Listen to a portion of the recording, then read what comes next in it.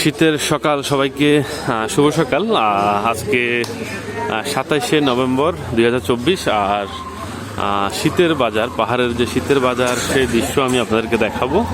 আমাদের খাগড়াছড়ি জেলার যে পার্বত্য অঞ্চল রামগড় উপজেলায় কিন্তু প্রতি সপ্তাহে যে 2 দিন হাট বাজার হয়ে থাকে, রবিবার আর বুধবার। আর সেই শীতের বাজার আমি আজকে আপনাদেরকে দেখাবো। এখন কিন্তু শীতকালে 9টা অথবা 10টার পরে কিন্তু বাজার কিছুটা জমজমাট হয়। যখন গ্রীষ্মকাল ছিল তখন কিন্তু ভোরে ভোরে কিন্তু মানুষের উপস্থিতি, বাজার জমজমাট থাকে। যেহেতু শীত, মানুষ কিন্তু অনেকটাই বলা যায় একবারে যখন একটু রোদ উঠে তখন কিন্তু বাজারে আসেন বাজার করার জন্য। আমি কিছু বাজার আপনাদেরকে দেখাবো। এখানে কিন্তু পাহাড় থেকে পাহাড়িরা যে কাঁচা বাজার নিয়ে আসেন সেই দৃশ্য দেখাবো। এখানে কিন্তু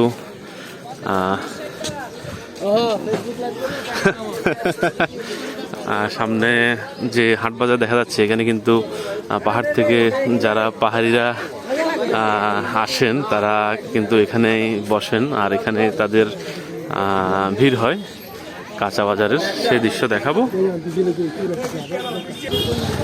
বাজারে কিন্তু ভিড় তেমন হচ্ছে না, কারণ হয়তো যেহেতু শীত আর সকাল এখন প্রায় 9টার উপরে, আস্তে আস্তে হয়তো আরও মানুষ আসবে সম্ভবত। আমি কিছু কাঁচা বাজারের দৃশ্য আপনাদেরকে দেখাই।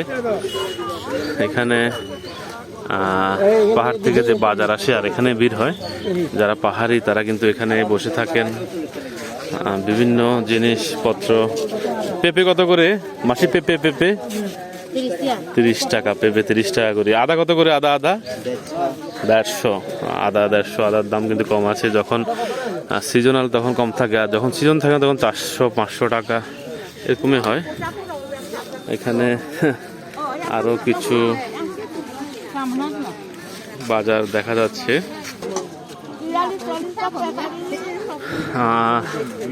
হয়তো আরো বাজার আসবে, তেমন একটা মানুষের ভিড় নেই। কাঁচা বাজারের উপস্থিতি অনেক কম দেখা যাচ্ছে আজকে, প্রচুর কম। এখানে পাকা কলা আছে। আমাদের এখানে কলার চাষ অনেক বেশি হয়, বেশি হলেও কিন্তু কলার দাম অনেকটা বেশি বলা যায় এখানে।